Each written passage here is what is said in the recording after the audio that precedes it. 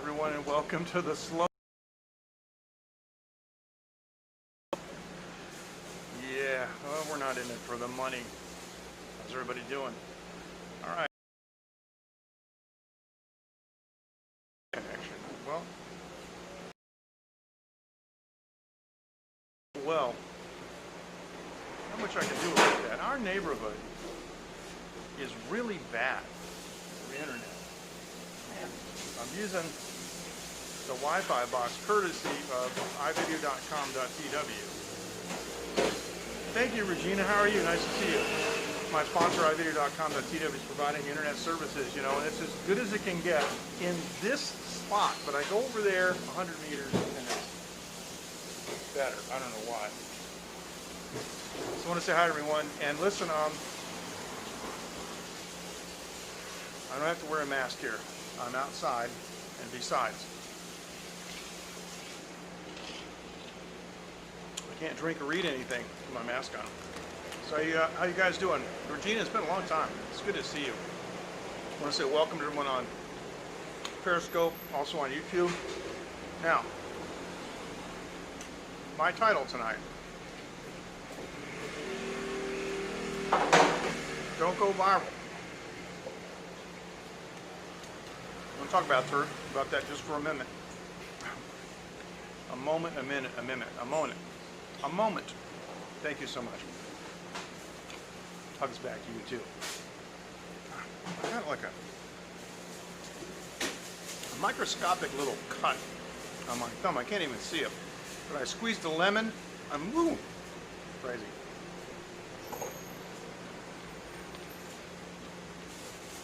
On the internet, when things go really popular, somebody will make a post, it'll get thousands of likes, reposts, over and over.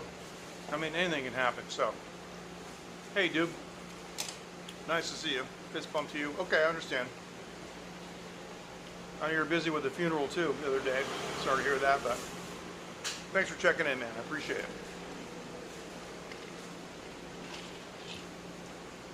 But what do we say in internet language in the 21st century? Wow, man, did you see that post really went? There's the word viral. And I see in this really, worldwide devastating pandemic, a lot of people talking about it. They're using the term viral, but in another way. So life has changed around the world. Yeah. Pandemics, earthquakes, yeah.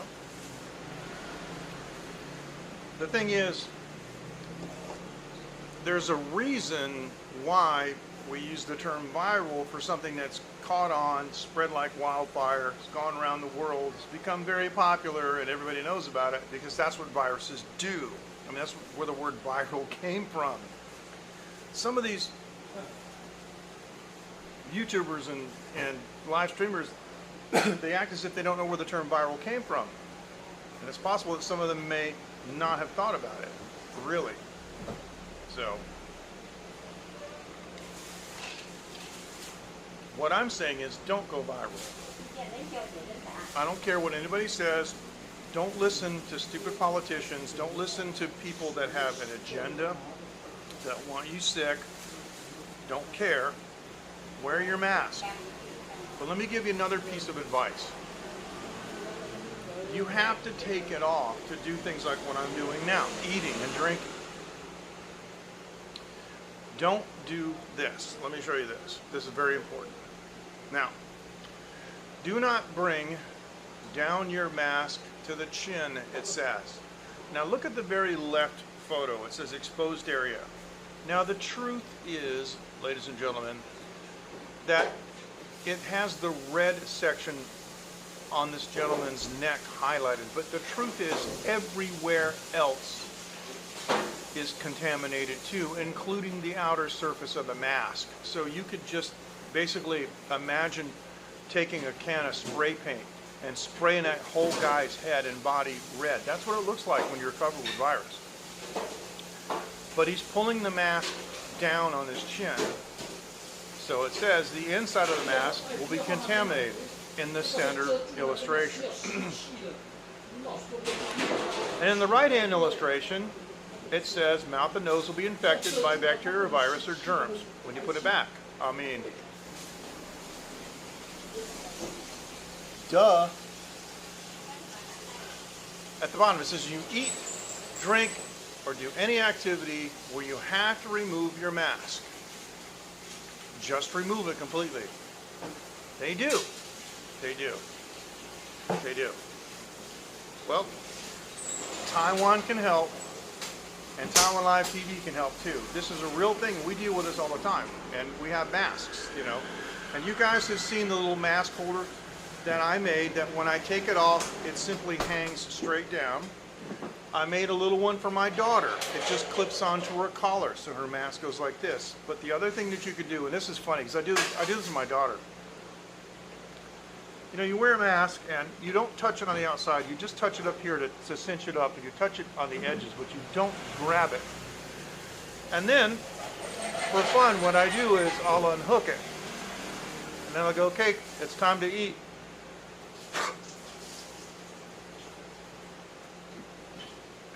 And she loves that.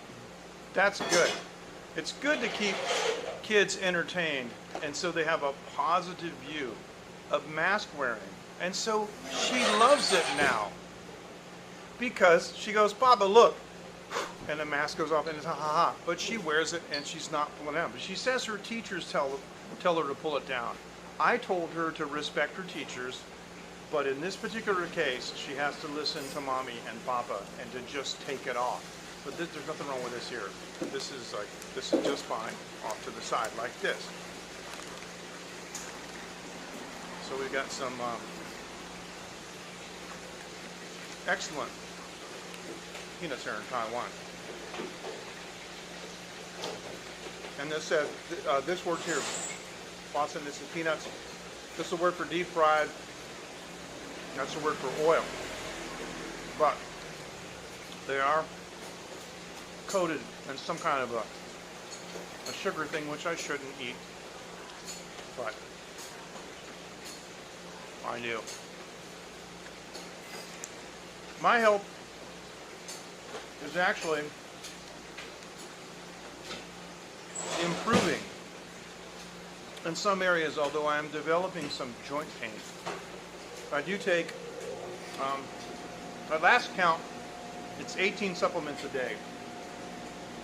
And one of them is turmeric and bromelain to try to reduce my joint inflammation. Fortunately, as far as guitar playing goes, I'm just getting old and stupid. But so, you know, I don't have any problems with my fingers for playing, which is really good. My left knee's bothered me, and I live in a house. It's 4 stories and 3 flights of stairs, but it's, you know, it's kept me in good shape all these years. So yeah, thank you. But overall, you know,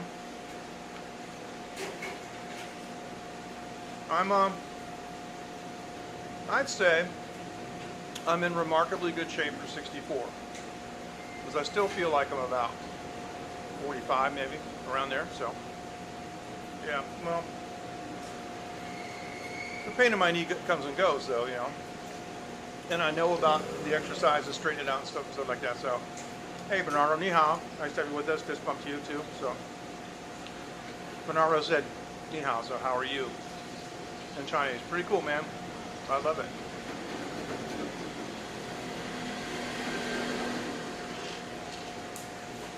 Now, let me tell you a simple response to that. The first word that Bernardo wrote, put this over here. Oops, sorry.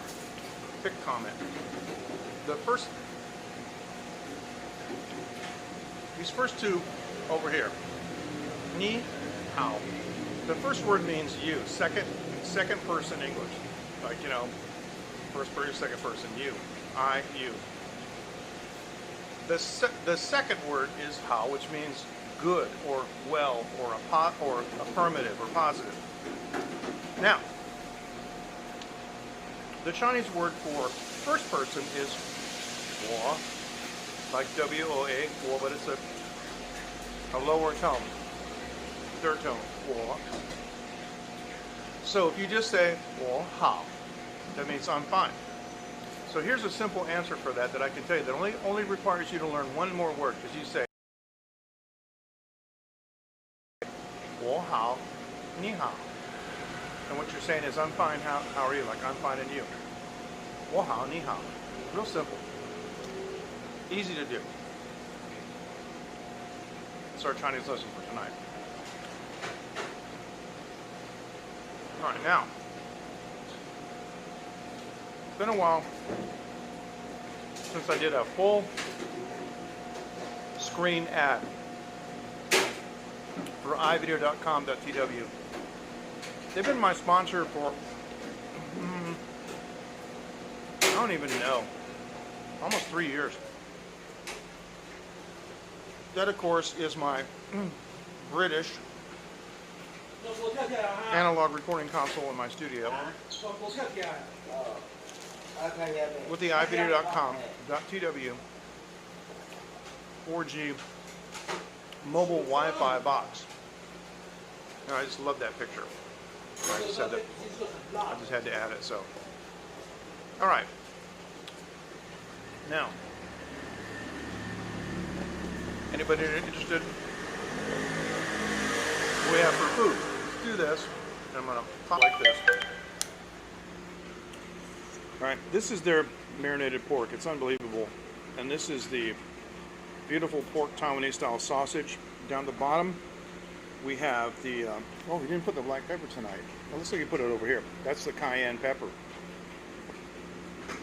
Lately, he's been loading me up on this cayenne pepper, man. Let me just get a beauty shot here, because this might actually be the thumbnail. And I'm drinking, wow, some of that pepper in the air. Drinking some of my cinnamon rum and some soda water. And for tonight's refreshments. So, let me start out with this unbelievable, excuse me, it's like the pepper, sorry. Get confused sometimes with languages.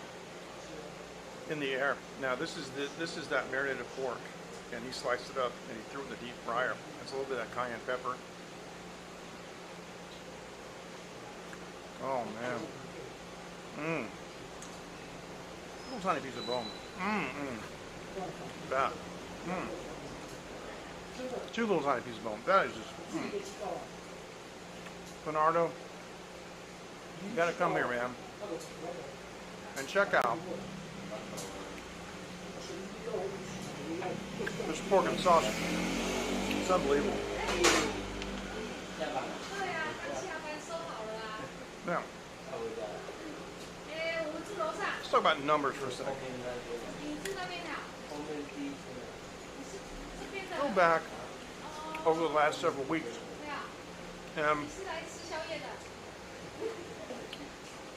My numbers on Periscope have been pretty unbelievable, actually. Anywhere from 3,000 to 6,000 views for like an hour stream.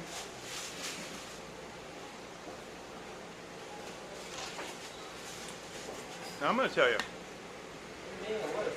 I don't believe it for a second. And a couple of days ago, excuse me, I did a stream from my studio. I did it only on Periscope because I don't want any trouble with YouTube. But I'm not going to tell you what it was because I deleted it. If you didn't see it, I'm sorry. But I got some tracks from a very, very, very famous song from an unbelievably famous band. And I brought them up on my console to listen to them, to try to do a mix. I named the song in the broadcast. And in parentheses I said, yeah, that song. On the name of that song alone, I should have 50,000 views, 60,000, 70,000 views. I had like 9 views. Amazing. Something is really wrong on the algorithm. Now, the last time I did a live stream using Prism, like at this place or over there, I would look at the numbers, you know, because I have real-time numbers on my screen. I have somewhere between 10, 25, and as many as 35 viewers at once. Like on Periscope, I got 3 right now, and on YouTube, I got 3. And I believe the YouTube 3 is correct, but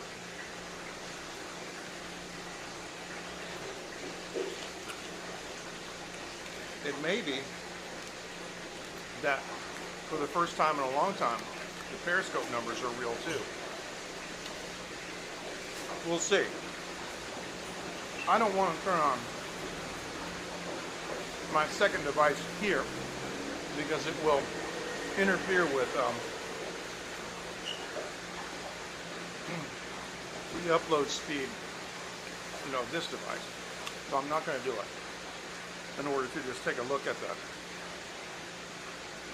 number of views so far, but there's a lot of weirdness going on with these numbers.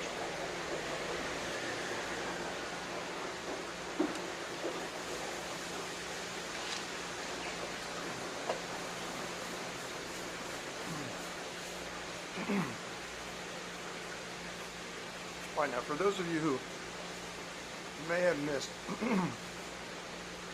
my previous broadcast after I came back from East Taiwan, I think I'd like to show you one of the videos that I shot using my gimbal and the app that pairs with a gimbal. So you can use it for photography and videography. So let me go ahead and find that for you right now. And here it is.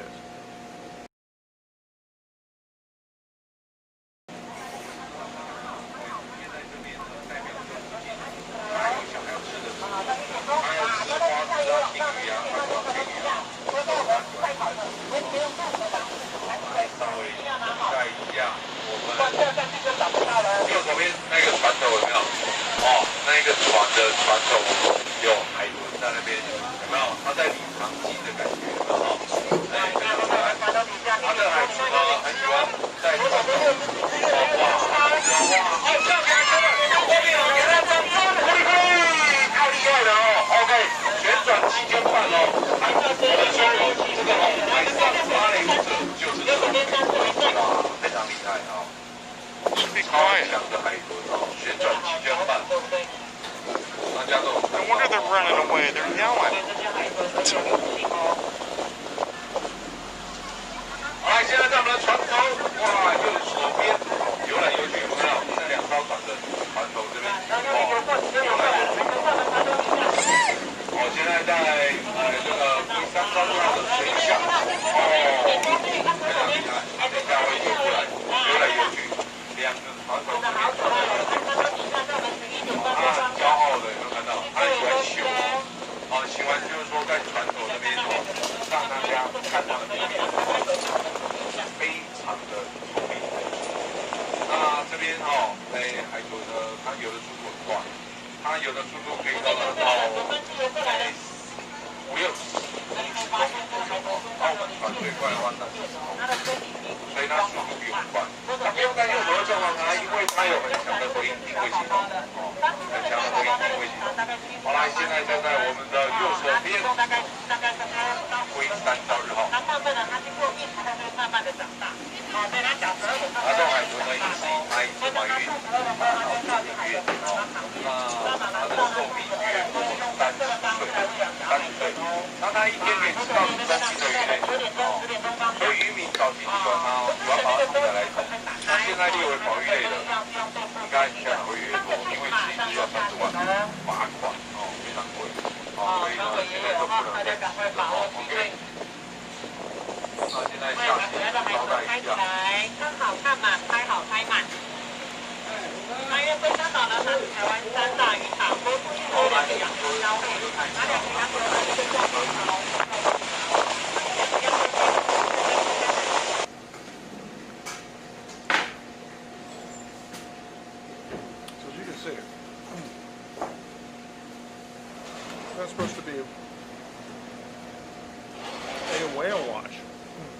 off the coast of Taiwan in an area called Yilan. But there were no whales, there were just dolphins, which I love anyway. It was okay for me. And my daughter had never seen them before, so it was a good experience for her.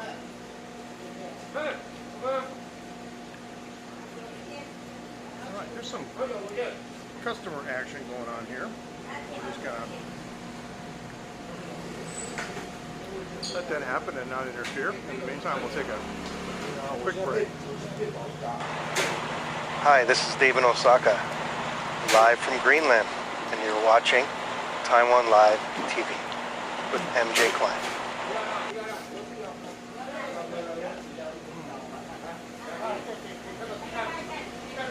I'd like to thank Dave in Osaka for making that.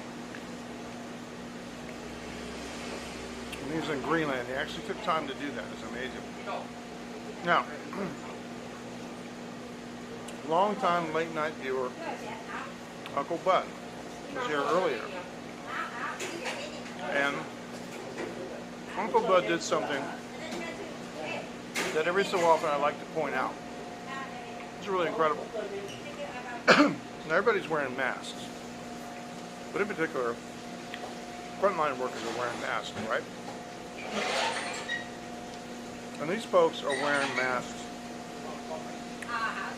12, 14, 16, maybe more hours a day. Problem is, nobody's ears can stand up to that because they break down. I mean, nobody's used to having these kind of bands. Even people who wear glasses, you know, for the first time when you get glasses, you can only wear them a couple hours a day. They have to build up to them. What Uncle Bud has done has made elastic bands. Let me zoom in a little bit on these. These are elastic bands that fit behind the head and have buttons on them. The buttons are designed to hook the ear bands. See, the ear bands are not long enough that you could like put them behind your head and put a clip on them. They'll break. Because they have to be tight enough to go around your ears, right? So they can't, there's no way they can stretch that far all the way behind your head. So this is absolutely brilliant, and I love it. And he has made, you know, I forget how many he's made. He'll have to come on and tell me. He told me, but I forgot. It's a lot. And these things are, okay, so yeah, okay, thank you, Sprinkle. So you know what I'm talking about, right? Oh, Sprinkler Man, sorry. Oh, in Vermont. Oh, you're in Vermont. Wow. I used to live in New Hampshire. If that's what BT means. Sorry, I made an assumption. Yeah, so our very own Uncle Bud, friend of late night here at Taiwan Live TV, has been making these. Cool, man. Yeah, I used to live in New Hampshire. I lived in Derry down in the south part, you know. Used to hang around in Manchester, which I hated. I preferred Nashua. Yeah, that was just me. But of course, Uncle Bud, you know, doesn't charge for these things. He just gives them away. So kudos to you, Uncle Bud. And we also had, excuse me, I gotta blow my nose. This is live TV. My sister on, you know, we had my sister on the show with her friend from North Carolina that's making masks that hold a HEPA filter, you know, paper in it, you know, from vacuum cleaner bags. And all these people are doing things either completely free if they can afford it, and if they can't afford it, they're not making any profit. They're selling things for cost. They're not making anything on it at all. That's how people really are. Let me tell you something. What you read and see in the news, you know, they show white people hate blacks, black people hate whites, all this stuff. It's not true. If you look at what's on YouTube, for example, on Hurricane Katrina, you know, if there was a hand sticking out somewhere that needed someone to grab it and help the person on the end of it. It didn't matter what the color was or anything. They just grabbed it and held it. So yeah, that's seriously. These divisive forces are trying to make the human family divided, and it's only after, I don't know, I don't know if it's naivety or what, but you have to grow up a little bit to understand that that's really not true. And people often don't think about their own personal experience. They stand up and so they feel it's righteous to get behind some kind of a cause, but they don't stop and think, did I ever actually meet anybody that was like that? You hear people use phrases, I hate this, I don't talk about this very much, like institutionalized racism. What does that mean? Can you name any institutions that are racist? I can't. I don't know any. I don't think it exists, but it sounds good. It sounds really cool. So people talk about this stuff all the time, and it just doesn't make sense. So what I do, go to the next channel. But anyway, my followers and people who have been late night viewers since the beginning, they think like me. I have a 7-year-old daughter, and if you ask her how many races there are, in humankind, she laughs. And she'll tell you that's a silly question.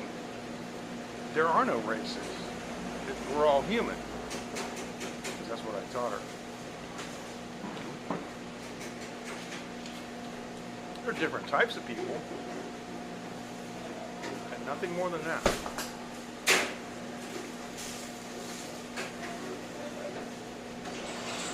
I also teach her that outsides don't matter, only insides.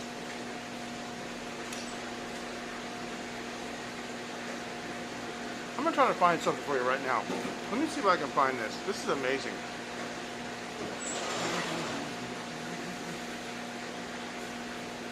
Give me a second.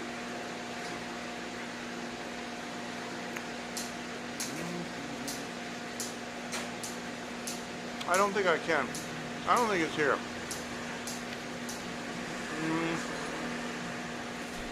Nope.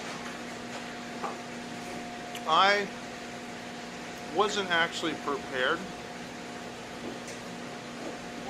to show this to you. So, no, I was hoping I had it in my media collection on my device, but I don't. I'm sorry. You know what it is, Sprinkler Man?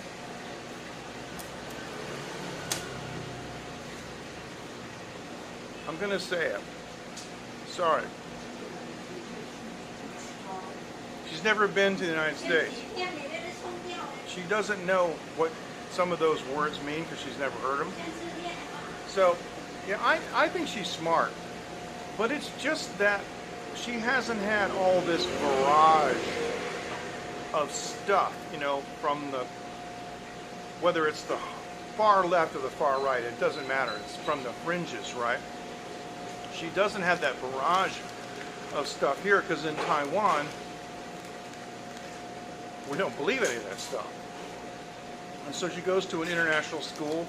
It's half Chinese, half English curriculum, and the teachers are South African. Matthew, nice to see you. The school promotes an international education, but not necessarily an American education, if you will, although they do emphasize American-style English. But it's really good because I don't have to undo so many things that she's taught in school. If you're parents and you live in the United States, then you know what I'm talking about. They teach some of the most outrageous crap to your kids. And they believe it because that's what they do. And we teach them, you know, to respect the teachers. Most of the time teachers don't want to teach it. They don't want to lose their job, so they end up teaching this stuff.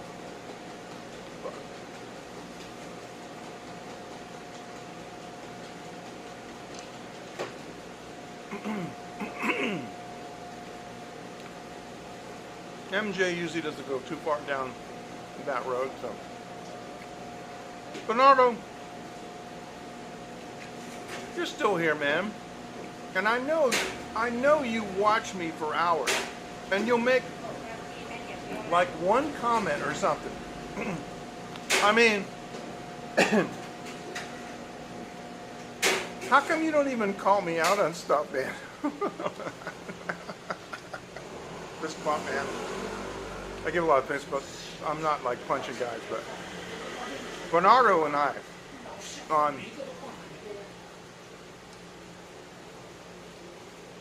live streaming, we go back a long ways. Bernardo has been one of my biggest supporters. I mean, since my goodness, I started live streaming on mobile devices in 2015, but I'm live streaming on PC-based applications since 1996. And they tell me that I'm the second recording artist in the world to ever live stream a recording session. I did that in 1997. It was great. I did an 8-hour recording session from the physically largest recording studio in Boston, EVS Fleetwood. They're not around anymore, they're gone. The building's still there, but it's not a studio anymore. And I had people connected for the entire 8 hours. Because, you know, when you're doing a record, you got to set stuff up. You know, you're going to say, now we're going to do guitar parts. Well, we got to move the amp, we got to move the mics, we got to set things up. We got to, you know, just the EQ, what are we going to do, compression, got to assign it to tracks. And I do my own engineering, as I'm a recording engineer, but, you know, these things take time, so might be half an hour between, like, when the action's happening.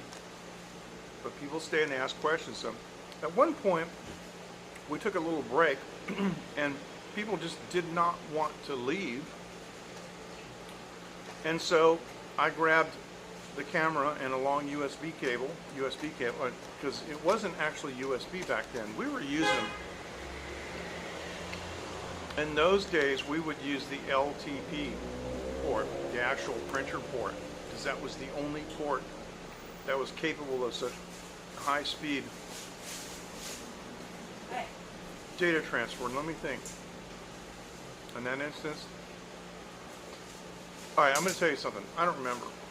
I don't remember how we had the camera connected. I just remember I had a long cable. And I showed the multi-track machine, the multi-track recorder, studio, the microphones. Some of those vintage large capsule tube Neumanns. Amazing. Anyway, it was really something. But since I've been in Taiwan, I've had some really unique experiences that I never had in the States. And I'm not going to bore you guys with a whole lot of this. Some of you are new viewers, haven't been with me before, but let me say this. I want to show you something. Okay. This is, I'm relatively certain, is the only time that a, let me see, it's down here, hang on. Yeah. I'm relatively certain that this is the only time that let me go like this. Oh, sorry. Here you go. No. This, for some reason, it wants to full screen. I got to do this. Okay, that's me on the right when I had a beard. I'm wearing my bush hat, and that guitar is actually a Brian May guitar. You know, the guitar player for Queen is a copy of that guitar. And I'm pretty sure that this is the only time that a Brian May guitar has been featured on a Thai language music magazine where probably Brian May himself wasn't the one playing it. You know what I mean? So yeah.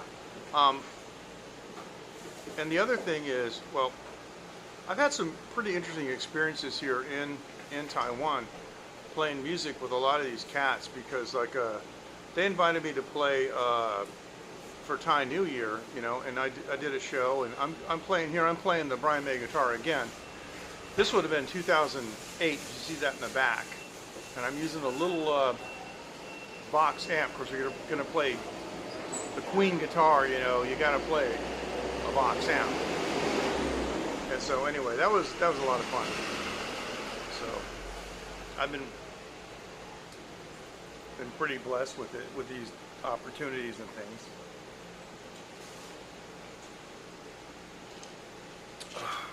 All right, now I don't have my gimbal tonight, so I can't take you down the street. But actually, I just want to chill. We're eating this incredible, what we call in Chinese, fei roe. And you can see, like, see the grease and the juice dripping off it. Let me do this. I'm gonna go to the back camera. It's the only way to show this on the back camera. I mean, look at, we used to say down south, I'm gonna grease back. Look at the grease dripping off this, man. And don't even start to tell me about cholesterol and all this other crap. It does look fantastic, doesn't it? See, Sprinkle Man, you get it. Don't start telling me about and all this other crap, because I've been to the Sears Institute for Anti-Aging in Royal Palm Beach, Florida, and I know the deal. Cholesterol does not matter. You die if you don't have enough. Your brain is made of cholesterol. We're supposed to eat this, at least at this point in time. Cayenne pepper. Woo!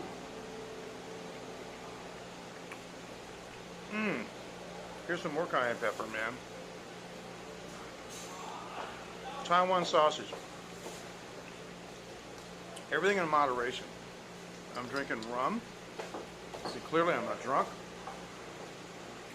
And if you look at it, I infuse it, so you're coming down to the neck.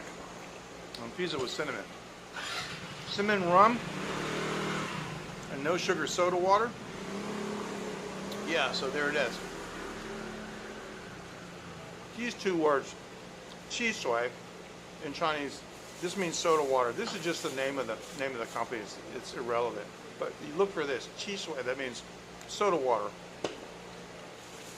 No sugar, cinnamon rum, some ice, and what we call, you say this lime in English. Two languages I have to deal with here in Taiwan, not Thailand, even though it's funny. We call this limon in Chinese, but in Thai language, which is used around here in this neighborhood, this is called manao. And so a little bit of manao. I'm going to tell you something funny. And you guys may find this funny, or you may not find this funny. You know, I like to do a lot of stuff, you know, with language. This is rum. Now you can't say rum in Chinese. It'd be like lam, you know. There's just no ram. There's just they have the R sound. The R sound in Chinese, which many people don't understand. Excuse me.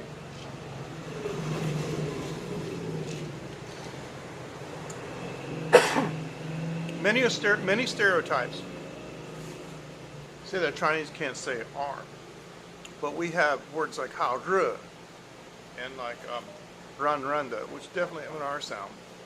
Hao zhe means it's hot, and ran randa means it's something would be soft. Cayenne pepper.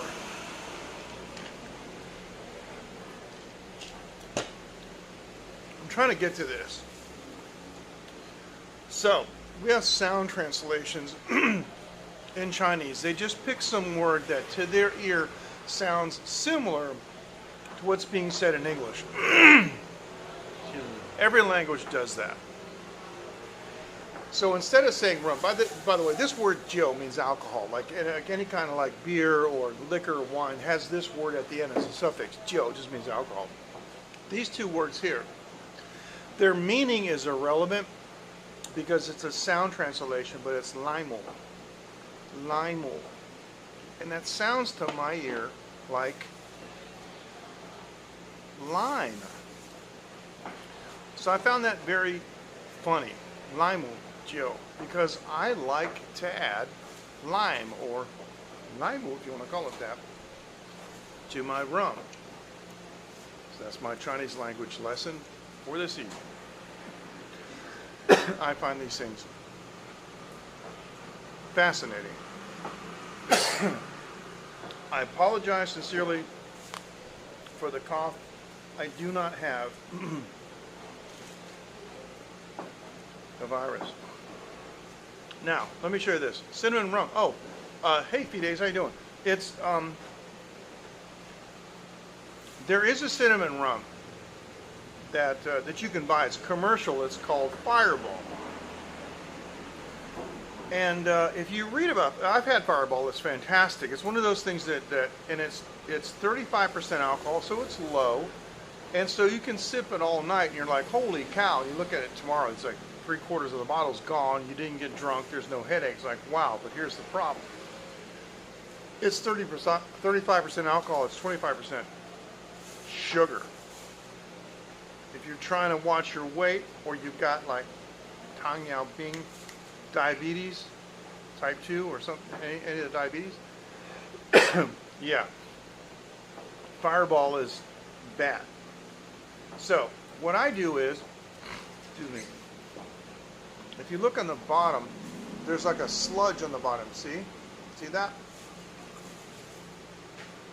I have added genuine imported, because I imported from the States, Sri Lankan cinnamon. Now that's important. The Sri Lankan part is really important because there are two types of cinnamon. Now you guys know Casper, right? From Netherlands, Casper NL. Which, by the way, it's a secret, but I'm going to tell you anyway. He might be coming back to Taiwan for a while, and if he does, he's coming over here, man. We're going to hang out. It's good, because I haven't seen him for a long time. I miss him. I'm going to give him a big hug and a big kiss like I gave JL. It's okay, he's European. The thing is, there are two types, and Casper and I have talked about this. We were over here at the other place, and we talked about it in a live stream. There's cassia. It's a very sharp flavor. It's fantastic. It's what people know mostly cinnamon. Very spicy, very sharp. You know, it's like, oh wow, it fills your nose with a big aroma. It's a big flavor, spice. They're all made from the bark of a tree. Usually cassia comes from Vietnam or Indonesia. And it's very dark red. And if you've seen those, what's always bizarre is, I don't know if you guys have ever bought like those cinnamon sticks. You can't break them. You got a cinnamon stick, you know, it's the size of your pinky, and you're going like, you can't, you know, you want to put half of it in one glass and half another glass? Nuh-uh. Can't break it. That's cassia. Why does it matter? Okay. Both types of cinnamon have anti-diabetic properties, but cassia has a very dangerous chemical that will kill your liver in high concentrations. But the wonderful, amazing, beautiful flavor properties of cassia make you want to just shake it and add more and more and more. And so if you go to websites like I have, like McCormick, you know, the spice people, and you talk to them about, well, I don't know about the blood thinner, but yeah, I'll check it out. And you know, you'll see it's like, oh, I'm the cinnamon queen. I use a teaspoon here, I use a tablespoon there, and they're using cassia, and they're croaking their liver. Look, if you're gonna drink, okay, you're already assaulting your liver enough. You don't need to add to it. So what do? Excuse me. You get Sri Lankan cinnamon. Sri Lankan cinnamon is not reddish, it's brown. It's soft. If you get a stick of Sri Lankan cinnamon, it's like snaps. It's all the bark of a tree. It's all insoluble. It's solid materials, but it doesn't seem to like clog up your kidneys. It's okay. It can go through the digestive tract and out the body like it's supposed to. So I have this sludge in the bottom, and I just shake it up to make sure that the particles are suspended and I get the flavor, but I get all the benefits of the flavor. I get all the benefits of the anti-diabetic properties of the stuff, and you can see the color. It's not red. It's more of a brown. It's a little bit red. It's more brown. And it's not cassia. So I'm not getting the additional hit on my liver. So that is cinnamon rum.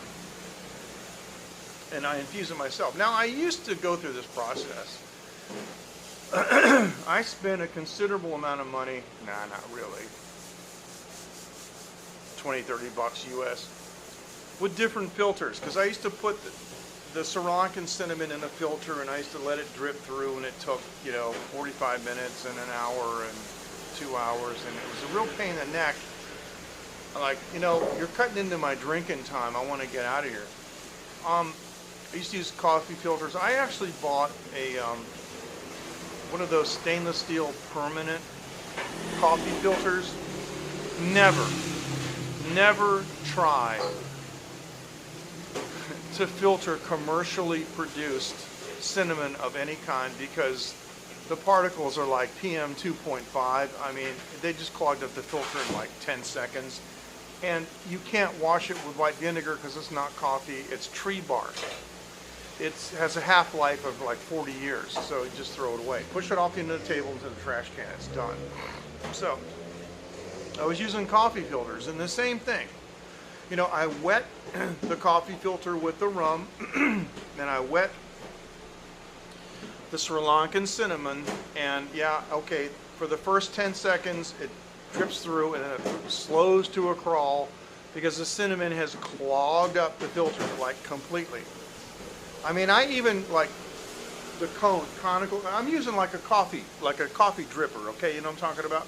And so I'm picking up the conical thing, and I'm going like this on the top, and I'm squeezing it, like a cake decorator or something. So, well, yeah, I mean, for all of the above reasons, mainly because it doesn't have the chemical that kills your liver. Yeah. That's why. And I've really come to appreciate the flavor. It's not as sharp, it's not as strong, but it is very nice. And, because it's not as sharp and strong too, if you decided that you wanted to put a couple of vanilla beans in there too and let it sit for 2 weeks, now you're talking. See, this whole thing started because Costco in Taiwan stopped selling my favorite Caribbean spiced rum. I got really mad about that, and I wrote them a letter, and they never answered me. In the United States, apparently you can get it. What I don't understand is, in Taiwan, there are like 4 different kinds of rum that nobody in Taiwan drinks. First of all, it's Bacardi white rum, which, as far as I can tell, is completely devoid of flavor. You just use it to juice drinks so that you want more alcohol in, but it doesn't add any flavor. Then they got Mount Gay, which is like probably 4 times more expensive than it needs to be, and it has very little flavor too. And there's a bunch of other innocuous ones, and then there's this one here. But they used to have a 1.75 glorious liter bottle of Caribbean spice rum, 46%, that was off the charts, and it was like 10 bucks US, and I would buy 1 bottle, and it would last me like 6 weeks or something. Ridiculous. I mean, it was terrible. It was this huge bottle, And so I blogged about it, and I was really, really mad. And I went to the lady, and I mean, I had this conversation in Chinese, like, where's the Caribbean rum? Well, we don't sell it anymore. Why? I don't know. Well, can you search all of Taiwan? And she went to the computer, says, got any Kaohsiung? I'm thinking, yeah, my sister-in-law's down there. Yes. I got any in Taiwan? Oh yeah, my friend is in Taiwan. Got any in Taoyuan? Oh, my other friend's in Taoyuan. No. And I said, is there like a pallet of it still left in the back? I'm a millionaire. I'll buy it all. I don't care. Well, just, you know, talking trash, right? No.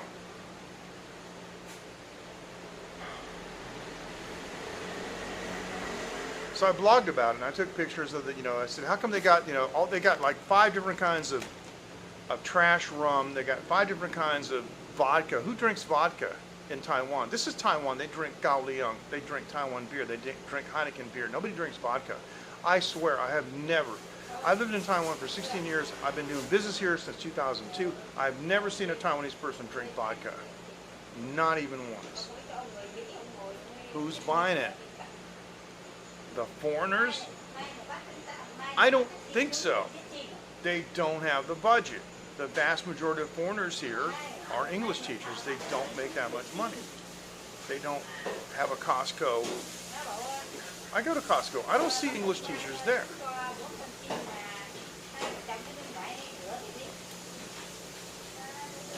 English teachers with families who are here permanently, not accepted, of course. But the vast majority are just itinerant people. So I blogged about it, and you know, one of my readers, who's also a expat living in Taiwan, said that he buys his cheap rum, this one here, and he infuses it. And you know something? This happens to everybody. How many times have you read something, hopefully not that many, and you just read back and you go, you look at it, and you think, you know, how stupid am I? And I said to myself, pretty darn. Because this rum has been sitting over here. It's in every store. It's 280 NT. 300 NT is $10. So it's less than 10 bucks. It's like $9.50 for a 700 milliliter bottle. In of itself, it really doesn't taste all that bad. It is a vatted rum. It is matured in oak, probably not for that long, but it's brown by nature, so it has been treated with something. And I just started infusing it. And the first thing I did was I went over to Costco and I got some of their genuine, you know, you've seen them, they're in a test tube. Some of their real, for real, vanilla beans. And I didn't cut them open and scrape them and that thing. I just cut them open, you know, so, and I put like 5 of them in a bottle and I capped it and I left it for 2 weeks. Dave, how you doing? Nice to have you with us.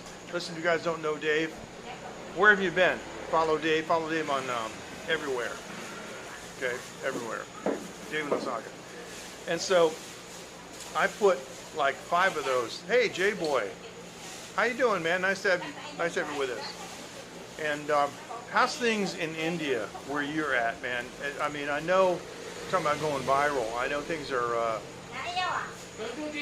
not so good. But at least you've got Palki Sharma telling the truth. So I put like 5 of those, you know, I split them.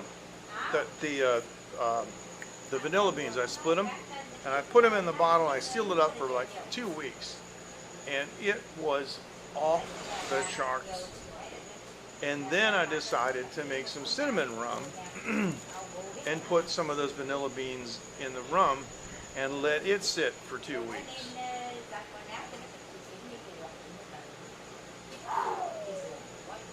Whoa, I'm telling you. But you have to have patience. So instead of filtering it, instead of, you know, infusing it or whatever, these days, I just dump the cinnamon in the rum and I shake it up. Because at the end of the day, it doesn't really matter because it's not cassia, it's the Sri Lankan. So yeah, we're talking about all kinds of stuff here, and just happened to talk about cinnamon rum. And it is in the title. Dave, how things going with you?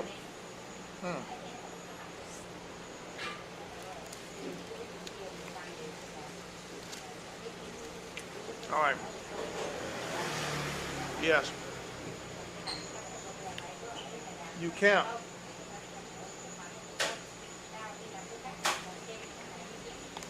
You can't. But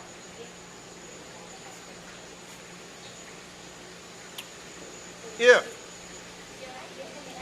you could get everybody to do it for 60 days, no exceptions, but probably enough, but it has to be everybody. In 2003, here in Taiwan, everybody took the lockdown seriously, and SARS went away, and it hasn't come back yet because it died. But it's hard to do. So, right, it is. But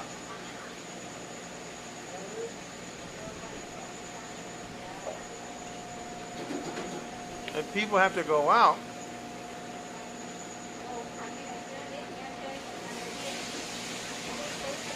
they can virtualize their lockdown by locking themselves down.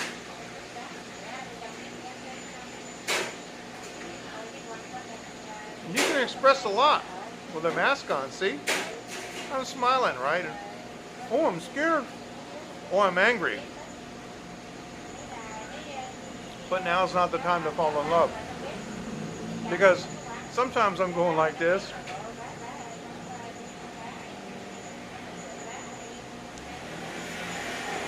And I think I'm smiling. We've done mask humor before on my show, so there we go. Well, that's amazing. I just lost her, but I got no viewers on Periscope. Everybody's on YouTube. This is funny. You know, lately I've had incredible stellar numbers on Periscope. It's all horse feathers. It's crap. This kind of proves it. So now, Dave, you saw the quick scope I did the other day, right? With those famous tracks from that famous band. Yeah. Alright. I'm gonna do a mix of that song. Now, if I file the paperwork, I can release it if I want to. But I'm gonna do it. And okay, for those of you who don't know, I have a background in recording engineering and producing. I've never been a mastering engineer, but I recently acquired some mastering software. Yes, only yes.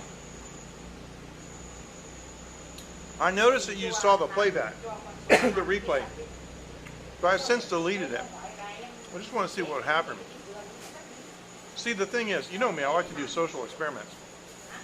I'll tell you about a social experiment in a minute.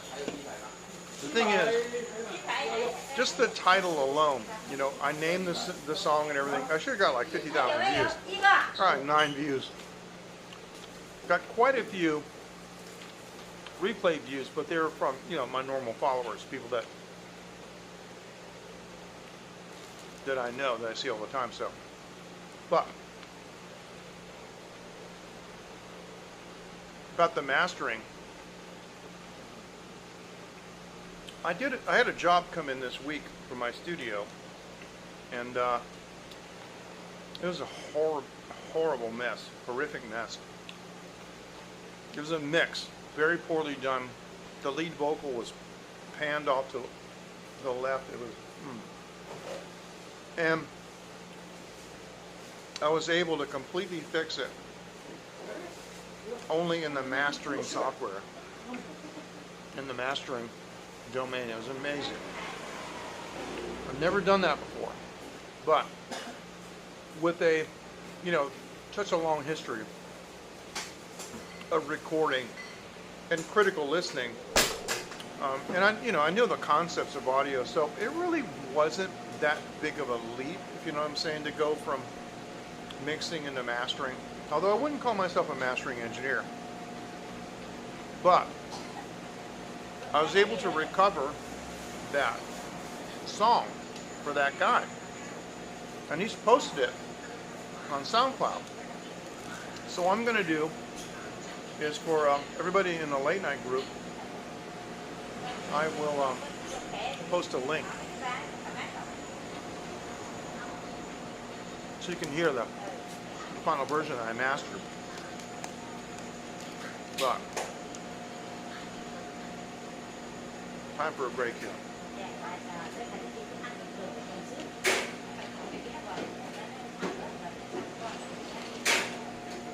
Now, you won't hear me say this very often, but what did I just say? I was going to tell you a story about what?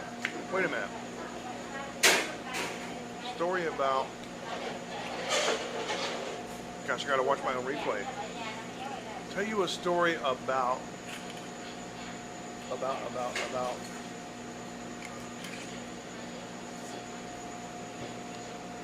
You know me and my stories, right?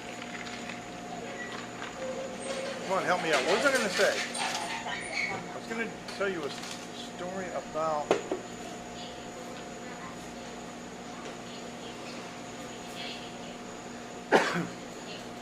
Forgot.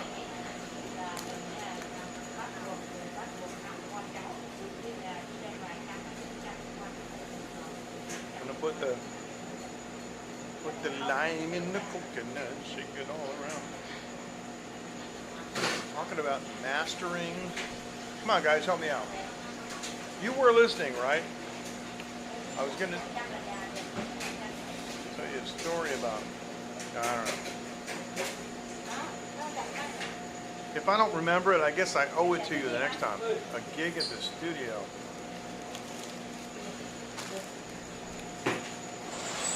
Yes, but that wasn't the story. I said I was going to tell you a story about something, but yeah, I did. You know, I don't even actually have this set up. I'm bad. You know, I'm the world's worst self-promoter. In case you guys haven't noticed that, because I don't do what I do here for money. I don't do what I do here for, you know, I don't want the big, you know, golden YouTube play button or anything. But let me see. Let me just.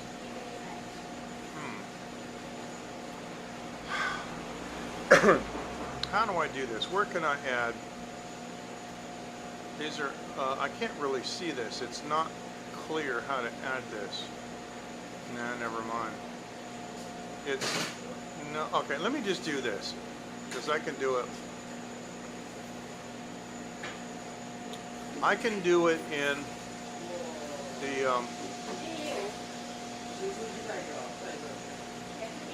I can do it in the comments.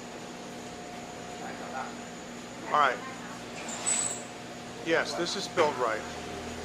This is, that is my studio website. And if you made a record, you know, you and your band in the garage or your house or whatever, or even if you're like a big time band, it doesn't matter. And you want your record mixed by me.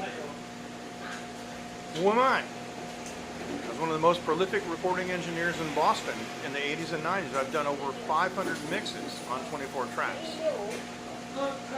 Yeah. In 1985, Spin magazine came to my studio and interviewed a gentleman who had a record company who was doing several albums there, and yours truly was the mixing engineer, and I made it into the magazine. But anyway, I've got a ton of experience, and like, it doesn't always translate into some of these modern things, but you know, EDM and all this other stuff that's going on is not really that challenging, and I find it boring. It's just, I don't know, music to take drugs by. But if you got a pop record, or if you got a record that you would like a completely different twist on it, just to see what somebody from the 80s might do with it, send it to me. And I can master it too. And you never know what might happen. But there are a number of individuals who are listening to this stream right now who are quite familiar with what I do. Now, one of the things you can do is this Phoenix Media Forge. If you go to SoundCloud.com and you look up Phoenix Media Forge as a username, my studio has an account there, and things that I do related to my studio, either as a recording artist myself, or outside jobs or things that I've taken. Right now I've only got like my personal stuff on there, but it was for whatever I do with the studio on SoundCloud. So you can check that out there too. Alright, so we've got like 0 viewers on Periscope. What's going on? Is Bree on or something tonight? I don't know. Well, be today there. Oh, that's so good. A little lime in the limuccio.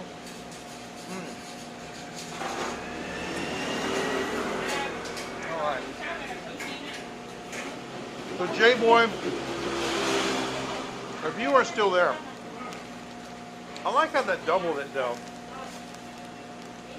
Yeah, probably so. J-Boy, you still are there. What do you think of Palki Sharma, you know, from Leon? Taiwan.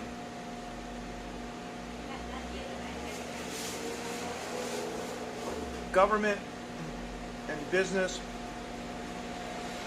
and the average Taiwan person, you know, we love India. Love Indian people. And I gotta tell you, I have become reliant on Leon and Palki to tell the truth about what's going on over there across the Taiwan Strait. And it's so funny how she flaunts the ban by China.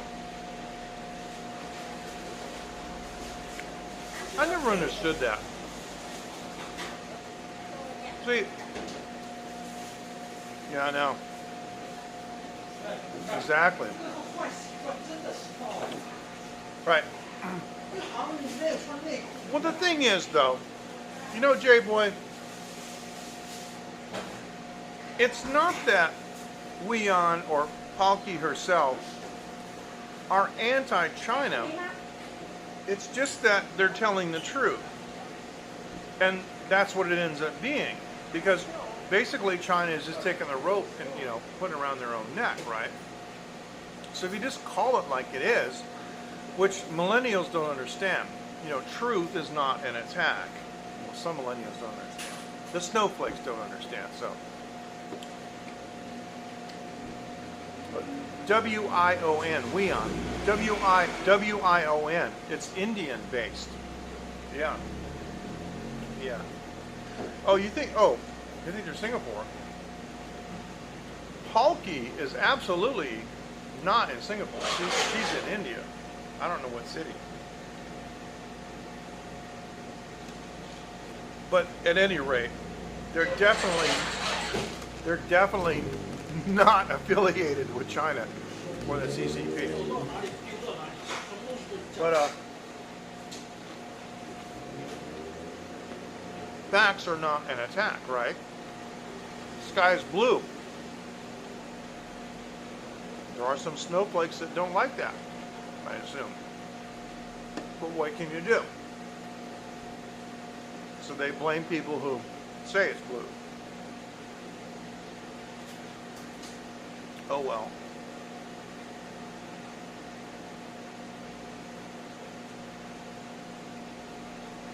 Gosh. This is making me a little bit upset because I don't usually do this. I'm used to multitasking, multi-threading. I've been a national talk show host. I can keep track of things that people say. But I forgot what I said. The story.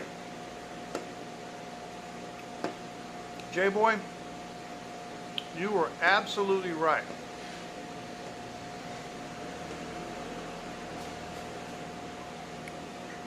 Absolutely right.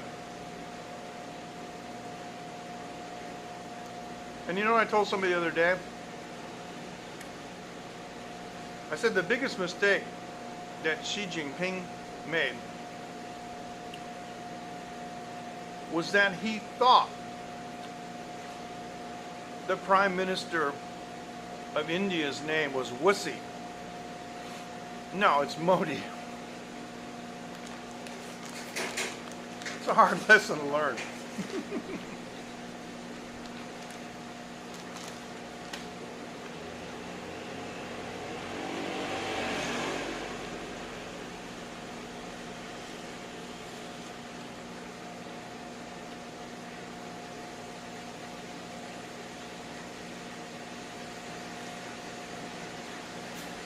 Me, I grew up with a Gurkha knife in my home. My father brought it back from World War II. He was in India. He didn't buy it at a gift shop. He got it from a Gurkha.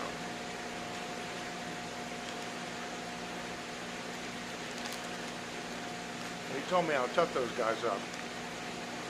Yes. Right. Right. And you know something, J-Boy? What you just said really shows the difference. Because the Indian people can separate themselves from government. When we recognize that, you know, the farmer up there in the field, that's not him doing it. It's the CCP, it's the government. But to the average Chinese person who's really been, to use an ancient term, brainwashed, but they've been indoctrinated the way they have, and especially the, you know, the Wu Mao, right? The 50 Cent Brigade that does all the negative messaging on social media, they equate themselves and their own identity as people with their government. So, excuse me. But it's not the same. Bud, thanks for hanging in, man. Fist bump to you. Wow. You really were in the background. Wow. Thank you. So yeah, because when the Wu Mao engaged the Thais, they got their head handed to them. They would say nasty things about the Thai government, and the Thais would agree, yeah, we don't like the government.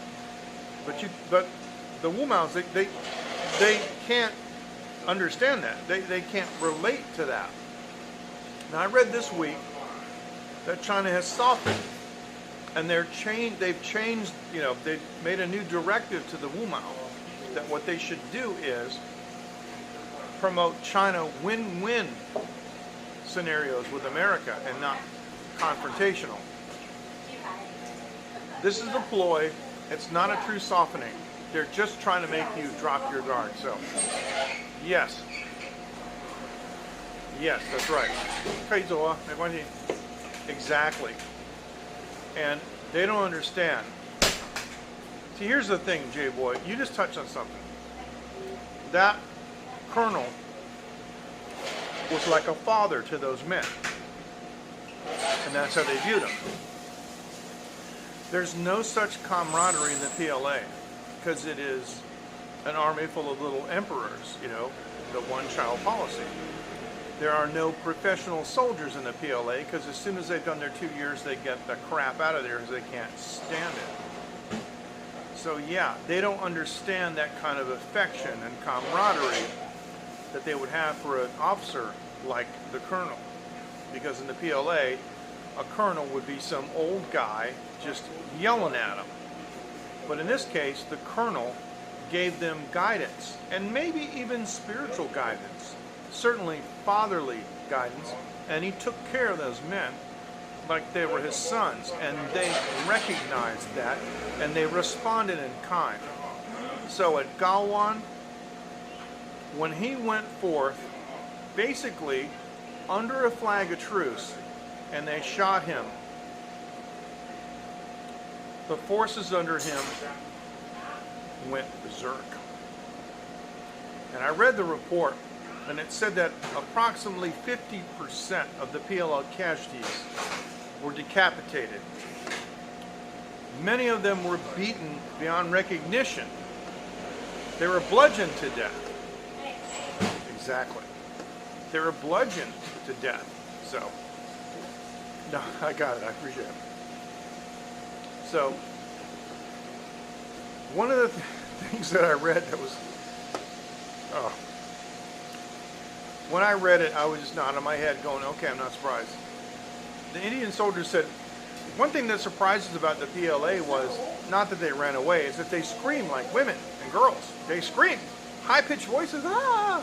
You know, so anyway. If you do a search, you could find that there are other skirmishes where the PLA just dropped their rifles and ran. That's why we in Taiwan are not afraid of them. They're just because we know they're wussy.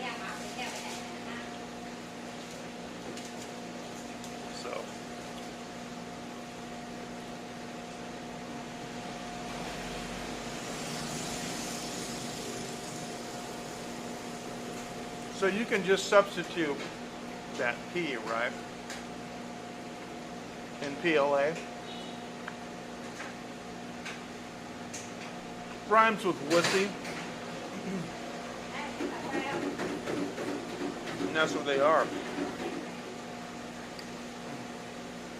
They don't.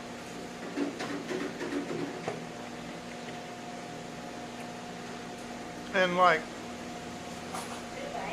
they genuinely, that is the CCP, genuinely appeared baffled why their wolf warrior diplomacy didn't work. Well, why would it work? Some guy up there in a suit and tie yelling at people, telling them stuff that's just horse crap.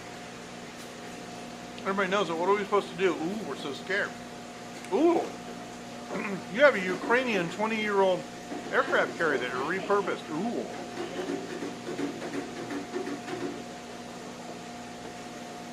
Now, I was talking to my daughter tonight. She was asking me about the Olympics. And I told her some of the history, and I told her that the whole history that the Nazi Party and Hitler, his rise to power, and the racism, you know, with the white Aryan race, you know, blue eyes, blonde-haired white people, superior, and then Jesse Owens from the United States, a black athlete, beat him in a race.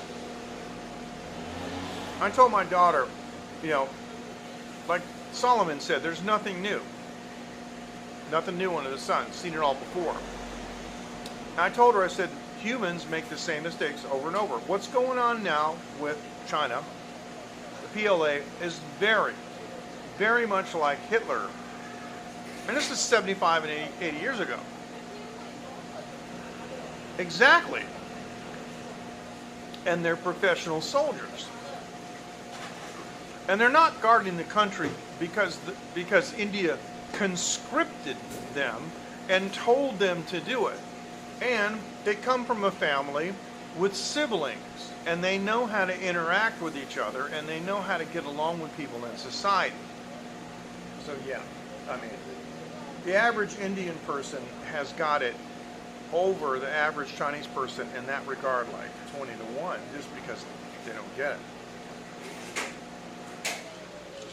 But it's amazing, as I was talking to my daughter, you know, the parallels with, yeah, thank you. with it's good to hear you say that, because sometimes I wonder, and sometimes people think I'm goofy and crazy. It's amazing that we live in a society, and especially an internet society, where people like me, I'm 64, you know, people just go, yeah, okay, boomer. Well, I really should say, shut up, sit down, and listen. I'm going to tell you how it was 40 years ago, 50 years ago, within my memory. People think experience is the best teacher. It is not. It's other people's experience. You just got to listen to it. So, thank you. Thank you. I'm not, okay. That's good. Thank you. I try to have a chain of thought, and I can maintain a chain of thought even if I'm drinking. But I know enough to go, okay, you know what, I had enough, I'm going to stop. But seriously, but I'm not political. You notice that I don't take sides. But again, you know, being aware of it and calling things the way it is not an attack, and it's not being biased. But we live in Taiwan, and right over here is an armored division. Now, you guys know Jevons, right? The famous Taiwan streamer. Jevons he did his military service up there. He told me. He told me in person. He was over here. He says, I learned how to drive a tank right up the street. At the end of my block is a wall. On the other side of the wall is barbed wire. Got the rings of razor wire, and it's a military base up there. So, out of those 1,400 missiles, those are the ones that they publicized. There might be like 3,000, who knows? Out of those missiles that are aimed at Taiwan, how many do you think might hit my house? It's right over there. Come close to it. So, anyway. But we don't have to worry about it, because I'm going to make a prediction.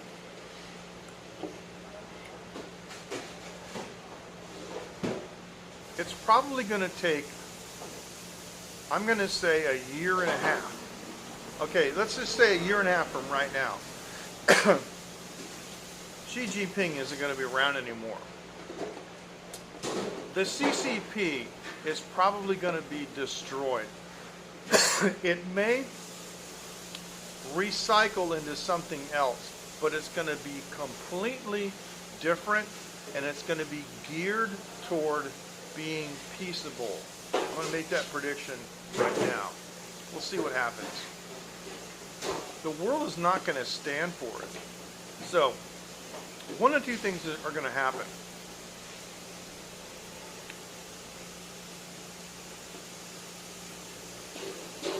True. I'll talk about this just a second.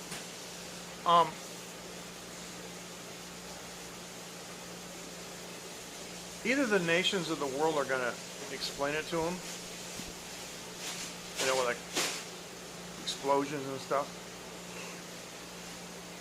or they're going to get it explained to them by the economic sanctions and so forth, and within the party, because already the PLA is saying that they don't want to be committed to the fronts that Xi Jinping is committing them to, because it isolates China, and some of the PLA are threatening a coup if he continues on the same reasoning, because just what you said about the two war fronts, right, for India, but it's even worse for China, because they have border disputes with 23 nations. So just so like, you know, where the Gawan was, right, to Taiwan, that's 4,000 kilometers away. They cannot afford to fight at both ends, so they can't. Now, let me say this.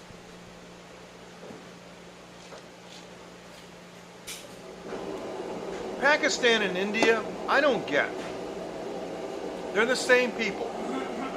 India is a secular state. Pakistan is a religious state. But the people have a culture and a language in common. It's like, why are you guys fighting? I don't get it. I think eventually Pakistan is going to realize that maybe their radical religious ideas, they might want to be a little bit more tolerant, and that they would have more to gain with cooperation with India, because India does not want to destroy Pakistan. India doesn't have anything against Pakistan. It's just Pakistan is like a pain in the neck. It keeps bothering India about stuff. If Pakistan would leave India alone, it wouldn't even be in the news in India. Nobody would care. But this is what happens, you know. So that's one thing that's always amazed me, because, you know, I meet guys from Pakistan, right, here in Taiwan, but they say they're Indian because in Taiwan they don't really understand, you know, Pakistan and India, so they just say, you know, they're, well, it's Induring, I'm Indian, right? So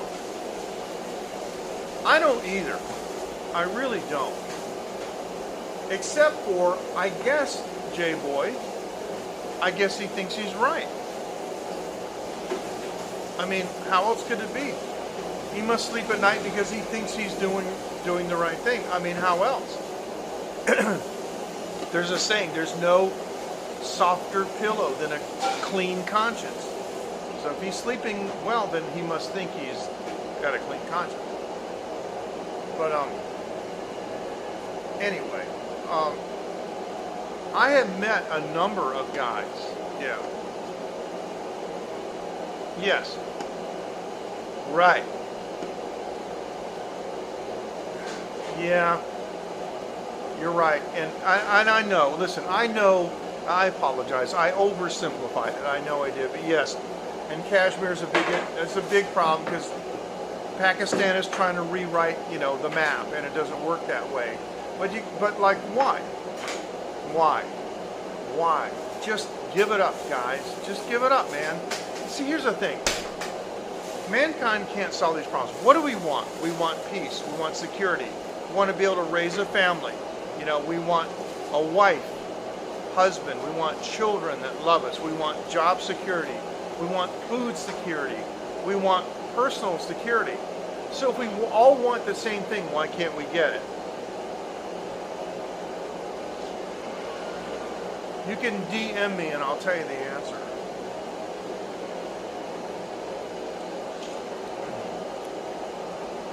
But yeah, you're right. I know you said people don't have a problem. It's the problem with the state and the terrorism. But that's because of the radicalism. But the interesting thing is,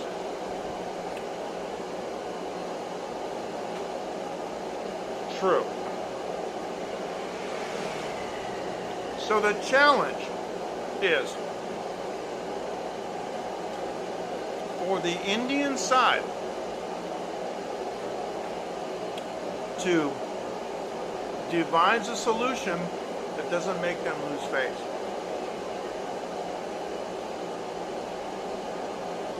Seriously.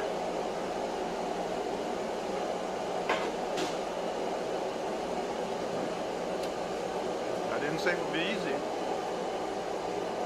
But yeah. The thing is, though, India, okay. Now there's pros and cons, right? But India did derive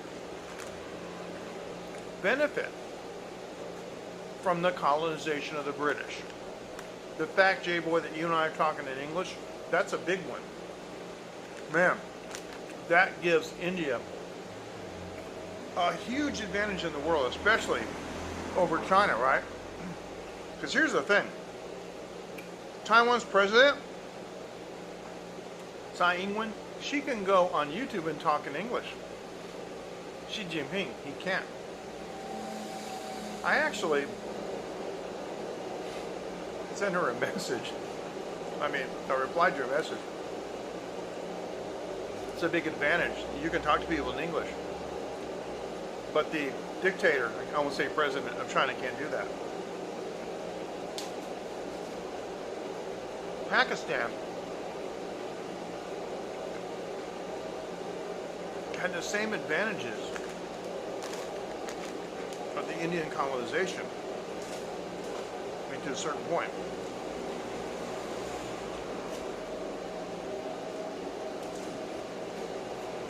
And they could have, yeah. What I'm saying, J-Boy, is I'm just saying that Pakistan 1 and 2, they could leverage whatever the advantages were of the British colonial rule the same way that India could have. They could have benefited, they could have gone into the future, embraced technology like India, but they didn't. Boo-hoo. Don't blame India.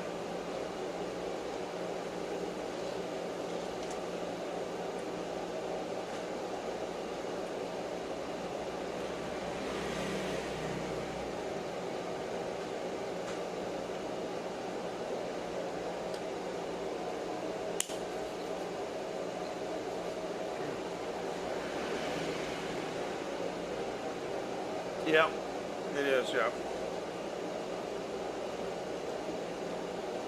So, the leader of a nation is faced with choices. If the choices that the leader is making are based on keeping themselves in power only, it's probably misguided. Why isn't Pakistan seeking with India cooperation? I mean, if I'm looking over the border, I'm going, wow, they got it really good.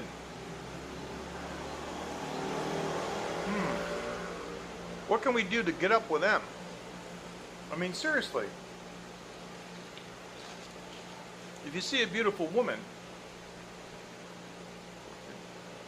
I mean, what do?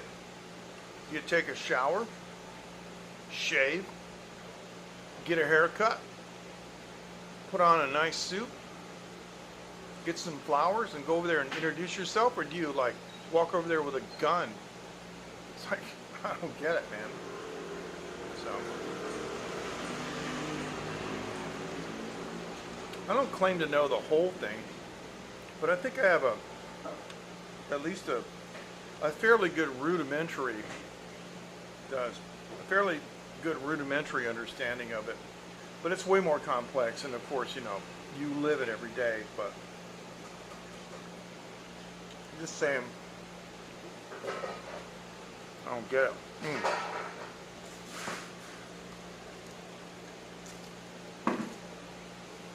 Excuse me. Who was it that said, why can't we all just get along? But there you go. There it is.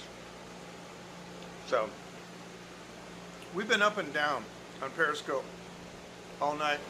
I think I had a maximum of 3 views. This is bizarre, because last week I did a live stream. I had like 6,500 or something Periscope views. Periscope is like a bad girlfriend. I can't stand her, but man, she looks good. So, I know what you mean, J-Boy, and I will take that as a compliment. Thank you. That's not insulting to me at all. I know what you mean. This is not bad. Yeah. So, thanks, Matthew. But in defense of Americans, I will say this. It's very difficult when you're in America to find alternative news sources that will give you the truth. And Matthew, we'll catch you in the late night group. Thank you so much. And America is so big. The United States is so huge that you meet people who said they've never been out of the country. Well, it's because, there are 50 states and you include, yeah, really. And you include Alaska, and you include Hawaii, I mean, there's some vast distances. But just the 48 continental states, I mean, it takes what, between 3 and 5 days, I guess, you know, depending on whether you stop or not, to go across it. And so I can understand, like for example, I know people that live in Texas and have never been outside the state of Texas because it's just so huge. Now that being said, it doesn't excuse you from like not knowing anything about anything else or anywhere else. But the metric system is a big one for me because that's the biggest problem when I go back to the United States because I cannot think in imperial units anymore. I forgot Fahrenheit. And some of my followers will say to me things like, and this happened before, and you guys have seen this even a couple of years ago. I think it was Art that asked me, what's the temperature? I said like 27. And like, what's that in Fahrenheit? I don't know. And he was like, you think in Celsius? Like, yes, I do, because I've been here so long. You know, I know, like when I set the air conditioner and stuff, I know what I want for the temperature. Like I went to the hot springs, 42 degrees C for the hot springs water. I mean, that's like, wow, that's unbelievable. But I could not tell you what that is in Fahrenheit. And I'm used to centimeters and inches instead of inches. I'm used to, you know, meters and kilometers. And so my friend Ed, he's an American expat. He's got a woodworking shop, you know, at his house. And he was asking me for measurements, and I gave them to him in centimeters. And he's like, no, I need them in inches. I go, but Ed, I went to the store and I bought a tape measure and it doesn't have inches. It's got centimeters, and you should really get used to using centimeters because it's easier. It's not that it's more accurate. I mean, come on. I mean, the United States sent missions to the moon based on inches. It's all about the resolution. But what it's about is the scaling. Because, you know, like a millimeter is a thousandth of a meter, and a centimeter is a hundredth of a meter, you know, so it's easier to do. So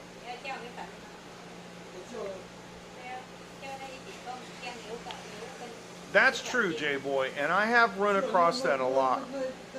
But now you can imagine that I wasn't like that even when I lived in America, because when I lived in America, I did speak Chinese even then. Of course, not as fluently as I do now after living in Taiwan for so long.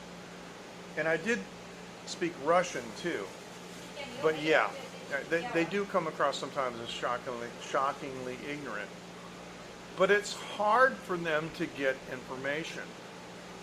And the other thing too is a lot of times these other cultures that come to the United States, they're in such a hurry to assimilate that pretty soon you can't even recognize that they're culturally or ethnically different. And so it's like, you know, you want to talk about your life in Cambodia? No, we're going to tell you anything. You know, I'm American now, so there you go. But, I hate to say this, but I lost my train of thought again. This must be a bad week for me. In my defense, I will tell you that this mastering job that I did, I've been staying up late doing a lot of it. I got between 3 and 5 hours sleep in the last 4 days.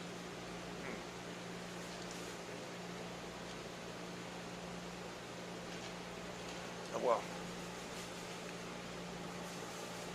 maybe that means it's time to go. So like that bad girlfriend, huh? But you know, Periscope does look good. Technologically, it is an incredible platform. But there's no back end. They should have partnered with Catch. They could have had a revenue stream by making Catch a subscription service. But no, Catch was incredible. Had RSS feeds, collections. Catch, you know, it caught everything. It caught the comments and the hearts. And the cool thing is, you could go back and you could actually edit the comments. So if there were a troll or inappropriate content, you could go through it later and you could edit it out. But people could still play the stream as normal, just those comments wouldn't be there. It's fantastic. But what did they do? Twitter shut them down. You know, Twitter, you guys are stupid. Lost opportunity. And that's a guy who's struggled, who's invented several new things and couldn't get the development money from them because of people with their head up where the sun didn't shine. One of the things that I despise more than anything else is lost opportunity, just because people are dumb and short-sighted. And so, once I was in a position to do so, I decided I wasn't going to be like that, and I help everybody that I can help. All right, that being said, we're going to call this a night. Thank you so much for joining. I'm MJ Klein for Taiwan Live TV. I want to thank my sponsor, iVideo.com.tw. And if you want to, you can send us a message right here. You can, at the bottom, late night, at Taiwan Live TV. That is our address for the show. You know, if you've got a criticism, it's okay, a comment, suggestion, anything. Thank you, Bernardo. Man, you hung in there the whole time. I really appreciate it. You know, Bernardo, I don't know, man. If I had one of those plaques, you know, for followers, I'd give it to you, man. Thank you so much. I really appreciate it. I will. I'm probably going to take a sleeping pill because I've been having trouble sleeping. But thanks so much. Fist bump to all you guys. J-Boy, Matthew, and let me scroll back because I can't remember. I'm stupid. Yeah. Okay, we're going to go back. This is great that we got these here. Of course, Bud and the gentleman from Vermont. They're Fides, of course. Thank you so much. And Sprinkler Man, there you go. You guys, you all take care. Thanks so much for joining, and we'll see you next time on Taiwan Live TV. Have a good night. Zaijian, Wanan, wherever you are, afternoon, morning, evening. Thank you so much for joining. See you next time. Thank you. Bye-bye. Love you all.